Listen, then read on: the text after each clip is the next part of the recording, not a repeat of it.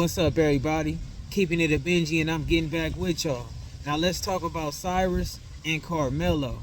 When it comes to Cyrus, we got this kid who goes off into this store. The owners accuse him of stealing, so they meet him with pressure. The kid goes into a panic and he flees. And while he flees, the owners chase him down with a deadly weapon. Mind you, at that moment, these owners are feeling like these items that can easily be replaced. They are feeling like these items are worth somebody's life. Now, granted, I would never say that it's okay for somebody to take something from anybody. So if you were trying to take something from anybody and you meet a very unfortunate outcome, I would understand that. However, in this case, this person was not stealing.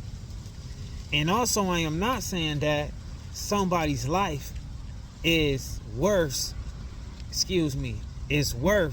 less than an item or anything that can easily be replaced.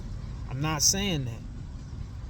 So at this moment, these owners run 100 yards chasing after this kid over some items, willing to use deadly force. They say that this kid used the firearm, brandished the firearm in his defense because he was getting chased and he was in fear. And the fact that he chose to brandish his firearm or use his firearm, it gave this store owner 100% the right to end this kid's life. They in this state where it's supposed to be some type of stand your ground state. So you could take these type of actions if you feel like your life is in danger, or if you feel like others' lives are in danger. But my problem with that defense is that we have to walk this down into all the events that led to this kid using his firearm and giving this store owner the right to end his life. Because the root of this is all off of something that's not true. The moment that this kid absolutely did not steal, that means that every action that man took, the store owner, every action that they took was all unjustified, because that kid did not steal. So in my opinion, how can this person get found not guilty? 100% not guilty. I'm not saying that this store owner has to be doing life in prison. I'm not saying that. I can see that the mistake can be there. However, the mistake was still a mistake. Your accusations was definitely not true. So I feel like some type of lesson should have been taught there. Was it?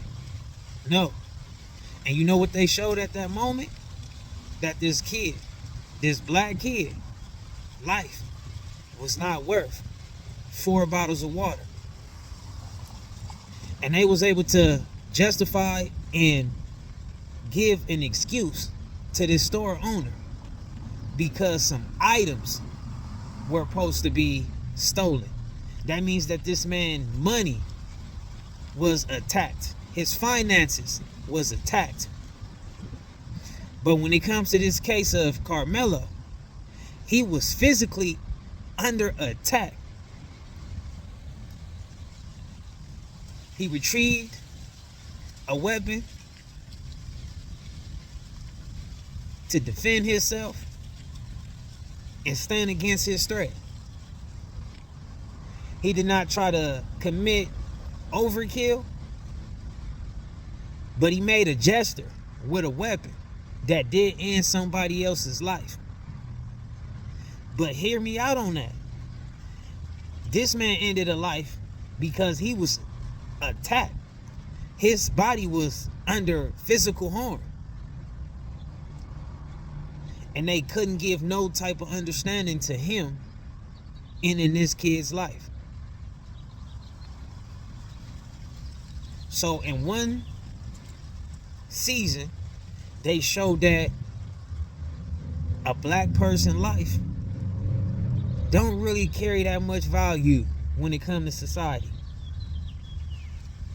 If they would have gave that store owner some type of sentencing, that would have showed that lives matter and they shouldn't just be easily ended, especially under false accusations or in any type of form, right?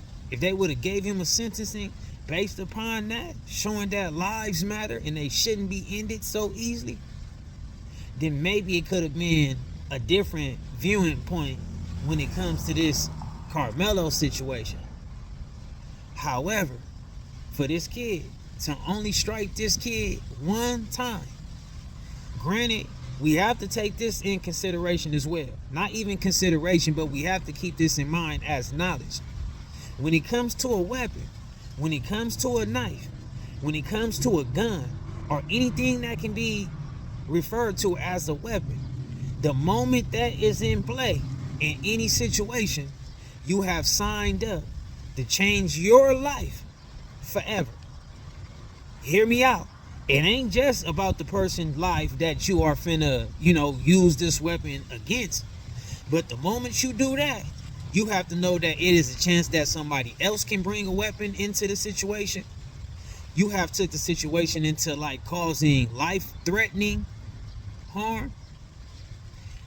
And you have to know that it might be a thin line between you being able to get away with that, right? Because that is something that a lot of people frown upon. Someone hurting people or ending people's lives. So you have to take that in, have to understand that and know that just for knowledge when you move around out here in these streets or just in life or in society. And I know it's a unfortunate thing, but what you have to tell yourself and what you have to tell your kids, if you are black, you have to tell yourself and tell your kids that you black. What do I mean by that? I ain't talking about you explaining that your skin is what it is because you're black. I'm not saying that you explain that, your hair is like it is or your features is how it is because you're black. I'm saying that you have to teach a person that when you black, you have nothing fair coming to you in life. And let me not say life because God, the higher power, run life. But when it comes to society, you don't have nothing fair coming. And I know that's unfair.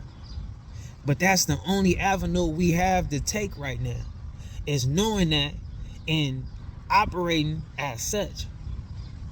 I'm not telling a person to be out here being disrespected. But you have to know in any situation, you're going to have a you're going to have a battle when it comes to you getting into any type of jam in society. You got to let these kids know that you might see other kids do things. That don't mean you can do it. This is very much unfortunate. It's very much a sad situation. I don't really like to speak on these type of situations because, in my opinion, it's just like a recurring thing, And I know the people that run society could care less about how people who's black grieving or being sad or expressing their frustration. Society don't care about that. And also 9 out of 10, nothing is going to change. Because we ain't talking about nothing that just started. This type of stuff, this type of unfair treatment, this showing that the black person life is not of value other than making all these purchasing and fatting these pockets that they help and doing all this entertaining and creating stuff and all that type of stuff. Outside of that, showing that the black person's life is easy to end and go easy justified, it's something that been taking place. All I can do is send some prayers that way, and you know, those families is definitely gonna have to deal with that forever. And it's unfortunate for Karmelo. It's unfortunate for Cyrus, and it's unfortunate for Metcalf. Because they all, two of them lost their life, and another person definitely wasn't given a fair outcome. Keep it a Benji like I always do. Y'all jump in the comments and let me know y'all thoughts. I'm out. I think you'll find, sir, that there will come a time when black people wake up and become intellectually independent enough to think for themselves, as other humans are intellectually independent enough to think for themselves. Then the black man will think like a black man, and he will feel for other black people. And this new thinking and feeling will cause black people to stick together. And then at that point, you'll have a situation where when you attack one black man, you are attacking all black men.